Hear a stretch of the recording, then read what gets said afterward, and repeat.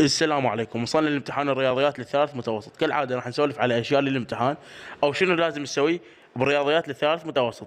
الشيء اللي لازم تعرفه انه انه نمط الاسئله خلال السنوات السابقه دائما كانت ثابته على نفس النمط ونفس المواضيع، ابو الوزاره دائما يكرر بها. يعني مثلا جد مجموعه حل النظام باستخدام طريقه الحذف او التعويض، اوجد جي او اف او اف او جي، اوجد المتتابعه على حسابها. هذين دائما تتكرر ودائما تجي عليهن اسئله. شنو اللي لازم تسوي؟ ضروري تقرا اسئله السنوات السابقه وتشوف الحل مالتها وتشوف النمط مالتها، حتى ان شاء الله من تروح للامتحان وتجيك الاسئله النمط والاسئله ما راح يكونن غريبات عليك وراح تعرف شلون تجاوب. حتى ان شاء الله قبل لا اطب للمركز الامتحان وتمتحن، يعني سواء كنت تقرا بليله امتحان او قبل ليله الامتحان او بيوم الامتحان بس قبل لا يبدا امتحانك، فش تسوي؟ تركز على ذن المواضيع، هو هذا الاهم. واكيد اغلبكم راح يقرون ماده الرياضيات على اليوتيوب، فعندك افضل ثلاث مدرسين اليوم: حيدر وليد، علي صادق، حيدر عبد الائمه، وبعد هواي مدرسين مفصل لكم ماده الرياضيات تفصيل باليوتيوب. شوفوهم وان شاء الله هواي تستفادون. نقول هسه انت قرأت رياضيات ورحت تمتحن، دخلت قاعه الامتحان وجدتك الاسئله. اول شيء تسوي تشوف خافك وترك سؤال بالاسئله. هاي الملاحظه دائما اكد لكم عليها، لان نقول انت دا تحل سؤال وما تدري بترك وبعدين هذا السؤال يطلع ترك، راح تلاص عليك الوضعيه، صح لو لا؟ لان اكو هواي طلاب تجيهم الاسئله نقول مثلا سؤال بثلاث افرع اي وبي وسي، مكتوب بدايه السؤال الاجابه عن فرعين فقط، فالطالب ما يشوف الترك، يجاوب كل الافرع، يجاوب اي وبي وسي. فابو الوزاري راح شو يسوي؟ يجي يشوفك فرع الاول بي مجاوبه، فرع السي مجاوبه، يحذف لك السؤال سي حتى لو كنت مجاوبه وماخذ عليه درجه كامله وما عندك ولا غلطه بالفرع سي. ابو الوزاره راح يتركه من يمه ولا كانه اصلا شاف. ليش؟ لان انت مجاوب اي ومجاوب بي. فركز على هاي الملاحظه كلش زين قبل لا تبدا تحل. نجي هسه على اهم شيء بالرياضيات، انه عندك مثلا خطوات الحل كلها صحيحه والناتج غلط، فراح تتنقص بس درجه واحده. يعني اكو طلاب يقولون من الناتج غلط فالسؤال كله غلط، السؤال كله ياخذون عليه صفر. لا، مو هيك. مصحح الوزاري معتمد بدرجه اساس على خطوات الحل. كل ما كانت طريقه الحل وخطوات الحل صحيحه كل ما درجتك زادت صارت اعلى. يعني مثلا نقول فرع عليه 10 درجات، كل الخطوات مال الحل صحيحه بس الناتج غلط، تنقص درجه واحده وايد، يحط لك 9 من 10. والشيء الاهم من تبدا بحل اسئله الرياضيات، ابدا بالبدايه بالاسئله السهله، بالاسئله اللي انت تعرفها. ليش؟ لان هاي الاسئله انت ضامن بها درجتك. خلينا نفترض واجهك سؤال صعب وانت ظليت عليه، راح تتوتر وعقلك كل شيء يتعب واحتمال جدا كبير راح تخسر حل بقيه الاسئله. فشنو؟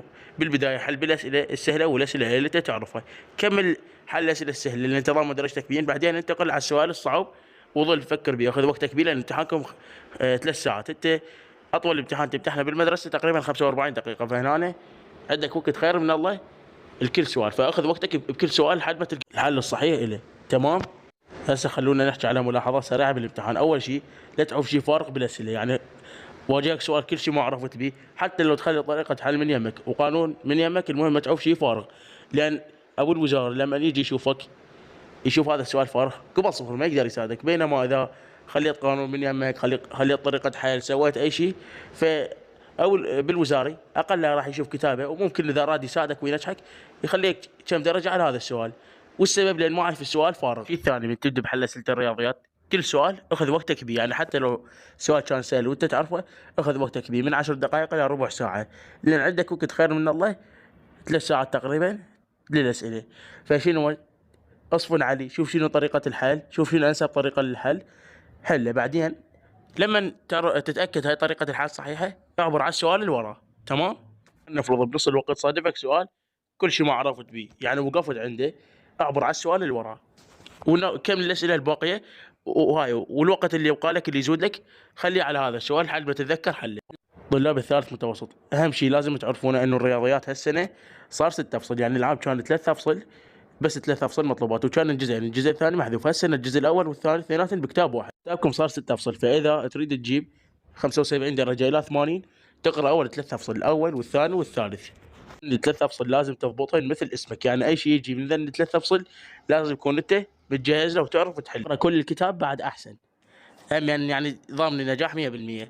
بس انا جاي احكي على الطلاب اللي ما لحقوا يخلصون ويردون ياخذون كم فصل. تريد درجه يعني من 85 وفوق تقرا الاول والثاني والثالث والرابع والسادس، يعني تقرا هاي 5 افصل وتعوف الفصل الخامس. الفصل الخامس هاي اكيد راح يجيكم فقط سؤال عن الفصل الخامس، اذا تركه ماكو مانع. هاي هي هم يعني تجيب درجه زينه. هاي اذا تريد تترك ماتين ما تجيب 85، تجيب درجه كلش عاليه اذا يعني قرأت كل الافصل وتركت فقط الفصل الخامس وبقيت الافصل يعني قرأتهن وضبطتهن، تجيب درجه زينه ان شاء الله. هم 90 من 90 وفوق اضمن لك تجيب هاي الدرجه اذا ضبطتهن. احصائيات الدرجه مقسمه على اول 3 افصل هن الاول والثاني والثالث عليهن 85، والفصل الرابع والخامس والسادس كل فصل بهن عليه 20 درجه. هاي احصائيات الدرجه، فتطلع لكم تقريبا 140. الترك 40 درجه وتجاوب على 100. مهمات بالرياضيات تجيكم 6 اسئله تجاوب 5 وتترك واحد، واكو ترك من ضمن الاسئله. يعني مثل ما قلت لكم سؤال بيه 3 افراد تجاوب 2 وتترك واحد، واكو بعد تركات لحد ما تصير 40 درجه